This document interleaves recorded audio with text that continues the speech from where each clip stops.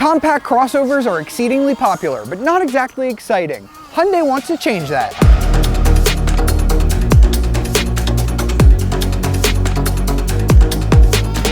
Jared here with CarBuzz.com, and this week I'm reviewing the 2022 Hyundai Tucson Hybrid. This is an all-new Tucson model with a ton of upgrades both on the outside and on the inside, so let's take a look. So now it's time to get the 2022 Tucson out on the road, and I'm really glad that Hyundai sent me the hybrid version of this car because I think it is the ideal powertrain if you're looking to buy a Tucson. So this hybrid version of the Tucson uses a small 1.6 liter four-cylinder engine with a turbocharger. It produces 180 horsepower and 195 pound-feet of torque, but it is supplemented with an electric motor. When you combine that in, you get a total system output of 226 horsepower and 258 pound-feet of torque. Those are really good numbers. It's more than what you'll get in a Toyota RAV4 hybrid or a Honda CR-V hybrid. Just for your reference, the regular Tucson uses a larger 2.5 liter engine, but it only produces 187 horsepower and 178 pound-feet of torque. So not only do you get better fuel economy in this hybrid model, you also get more power as well. Now, oddly, the gas-powered Tucson gets an 8-speed automatic transmission, where this hybrid only gets a 6-speed automatic. That's a bit different than Honda or Toyota do. They usually use a planetary gear set, which is kind of like a CVT. The 6-speed automatic isn't quite as smooth as what you'll get in a Toyota hybrid, but I think it does the job just fine. It's maybe not quite as smooth as the 8-speed you get in the regular Tucson, but I think the hybrid drivetrain overall is pleasing enough for most buyers.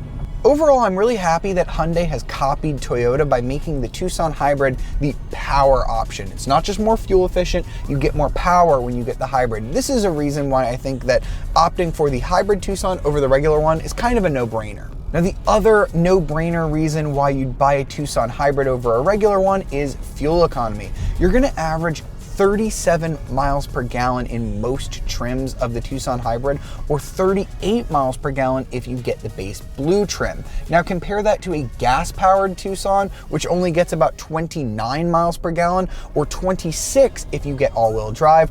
Now the hybrid version gets all-wheel drive as standard, so when you really factor that in, you're talking about a 10 mile per gallon difference. That's huge at the pumps.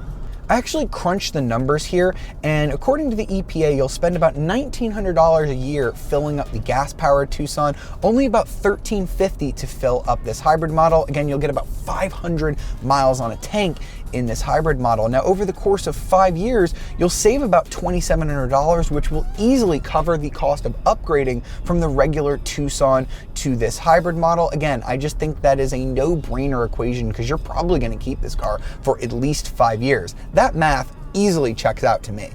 And if you want to go even further with Hyundai's hybrid technology, they do offer a Tucson plug-in hybrid. I haven't had the chance to drive that model yet. I hope later this year I will get behind the wheel and deliver my thoughts on it. That version uses the same engine as this, although you get a bigger hybrid motor and battery, so it produces 268 horsepower, and you can drive 28 miles on electric only range. I really think that's going to be a good drivetrain as well. It'll only fit certain lifestyles, you know, people who work about 14 miles or less from work, but I will get back to you on my thoughts on the Tucson plug-in hybrid in a later video. As for the rest of the Tucson driving experience, it really doesn't have any right to be this good. The steering is very direct and precise. I think it's better than both the Toyota, Honda, and Nissan equivalents. I can actually put it into sport mode here and you get like a much tighter steering response. It's actually kind of fun, dare I say. The suspension is a little bit on the firm side, but I would not call this car uncomfortable at all. The chassis is well sorted as well. Overall, I prefer driving the Tucson to a RAV4 or a CR-V. It's just an overall great vehicle in all regards. So now we're gonna pull over to check out the interior, but before we get into that, now is a great time to remind everybody to smash that like button, subscribe to our channel, and ring that notification bell to be alerted of our latest videos. That's the only way YouTube will let you know when we publish new content. Now, back to the Tucson.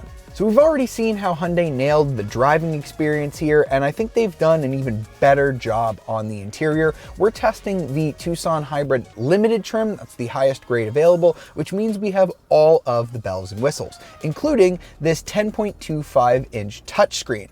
If you've seen any of my Hyundai or Kia reviews, you know that I really like this screen. It has very quick response.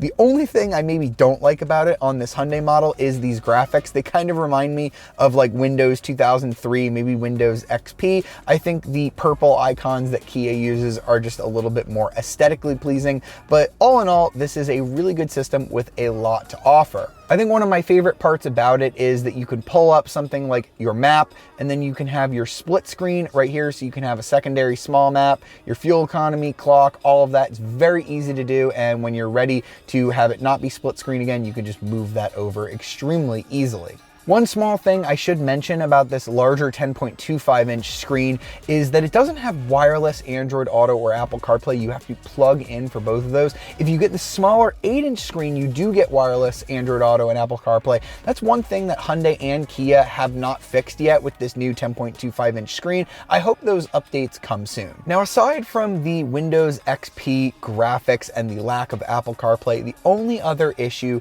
that I have with the Tucson's interior are these touch capacitive controls down here. They aren't physical buttons. You just kind of put your finger on them and you get like a beep to let you know that you've hit something. It's fine for the climate controls, but I'm a little bit annoyed with the lack of a volume knob. I love volume knobs because you can just grab it. You don't even have to think or look at it. You can just twist it and you can feel exactly how much you're raising or lowering the volume. On this, you get these buttons. So to raise the volume, you have to keep tap, tap, tap, tapping. You get a beep every time, which is super annoying. You can hold the volume up button and it will rapidly increase the volume, but it is very difficult to be precise with it. I know that the driver obviously has controls here on the steering wheel to adjust the volume, but that's really annoying for the passenger. I don't know why Hyundai just didn't put a volume knob there. In addition to the main infotainment screen, you also get a screen that mirrors your gauges, which is really cool. I like how Hyundai kind of made it a flat screen with no dome covering it. I have never felt that it needed one. The sunlight does not wash this out. It is super crystal clear. I really enjoy the graphics. It's very useful as well. You can change what's here in the middle using the steering wheel controls, so you can have your fuel economy and other drive information. You can also change how this looks using the drive mode selector. So this is our eco mode, which is kind of the standard. If you put it in sport mode, you'll notice that it goes from this charge eco power gauge to a normal tachometer and this very cool race-like theme. You also have a smart mode right here. And my favorite feature here on this gauge cluster is the blind view monitor. So if you put on the turn signals, you're going to get an image of what's in your blind spot. That is a super useful safety feature that I think more automakers need to copy. Speaking of safety features, the Tucson has a little bit less than what you'll find in some competitors as standard, but if you step up to this limited trim, everything's available. You've got adaptive cruise control, lane keep assist, a few of those things are optional. We also have Hyundai's remote smart park assist, or if you've seen the commercials, Smart Pack. It's a little bit of a gimmicky feature, but it's kind of neat to show your friends. You have buttons on the key fob that will allow you to remotely drive the car forwards or backwards. So if you're in the garage and don't feel comfortable backing it up, or maybe you're in a tight spot, somebody parked too close to you, you can't get in the door, you can use that feature to drive forward or backwards in and out of a parking spot. Kind of a cool feature to show off to your friends. And I'm gonna wrap up by just talking about the interior quality as a whole. This has been a weak point for Hyundai in the past. They've tended to use a lot of cheap plastics in their interior. Not so on this Tucson. The steering wheel is really cool. I love the overall aesthetic. Everything is simple without looking boring. They've added nice contours and accents, and it's very spacious in here. The seats are very comfortable. They're heated, ventilated on this limited trim. I've got a heated steering wheel as well.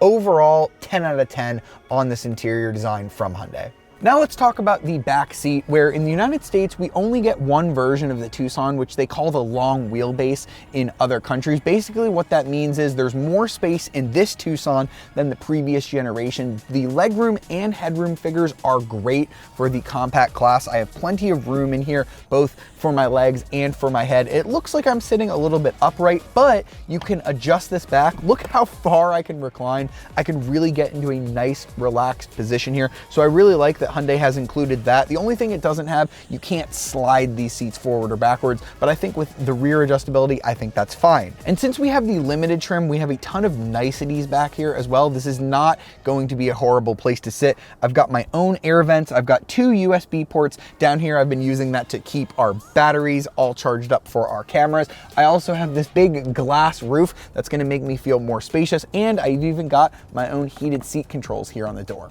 Now you're probably seeing a trend by now that Hyundai has really nailed the Tucson's interior, and that carries over to the cargo space as well. This is a bigger vehicle than the one it replaces, and the cargo space is bigger than pretty much everything else in this segment. You get a little over 41, almost 42 cubic feet of space with the seats up. Now you can fold those down either from the second row, there's little triggers, the same ones that you use to recline, or Hyundai puts duplicates here in the trunk. I'm not sure why every automaker doesn't do that at this point. It's just such a nice convenience to be able to do it from both sides. So with all of that folded, you're gonna get 80 cubic feet of space, which outmatches the Toyota RAV4, it outmatches the Honda CR-V, and it outmatches the Nissan Rogue, which is already a very large vehicle. As you can see, we have the seats fully folded. You do have to kind of lock them into place after you drop them down. And you can see it's a very flat load floor, but Hyundai has some cleverness if you want to get a little bit more storage in the trunk. You've got a little bit of underfloor storage here, which is nice. And what I can actually do is slide this forward and I can actually drop it down. And as you can see, the floor is now a lot lower.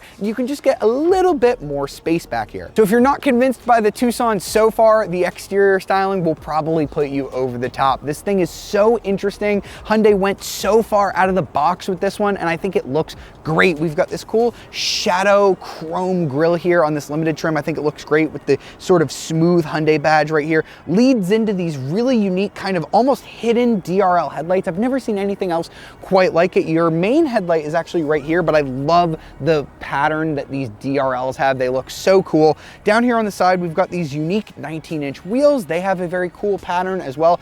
You can see there's even more style down here by the doors. We have all these unique creases and contours. They really just styled this thing with a million paintbrushes. It's kind of cool. We've got this silver crossbar that leads all the way down to the back here. That's an interesting touch as well. Wrapping up at the back, I love these fang-like taillights with the connected taillight bar. That's a really cool design element. And Hyundai even went through the trouble of moving the rear windshield wiper up above the spoiler to hide it. That's a very premium touch as well. Overall, I say Hyundai has done a great job with the Tucson's styling. So that was the 2022 Hyundai Tucson Hybrid. Pricing starts at $29,200, or if you want this fully loaded limited trim like we have here, that's going to be $37,500. That might sound like a lot, but Hyundai doesn't make you add any additional packages or options on top of that, meaning that the fully loaded Tucson Hybrid is less expensive than a RAV4 hybrid. So would I buy it? The easy answer to that question is yes, but I'm going to go into a little bit more depth. I think the Tucson is the best looking car in its class. We've seen that it's very spacious on the inside and that interior is super premium. It's not the most fuel efficient, but I think that the hybrid drivetrain is the one I would buy, although I'm very interested in checking out that plug-in hybrid drivetrain. All in all, I think the new Tucson is one of the best vehicles on the market today, certainly one of the best in Hyundai's lineup, and it's an absolute must-buy recommendation from me.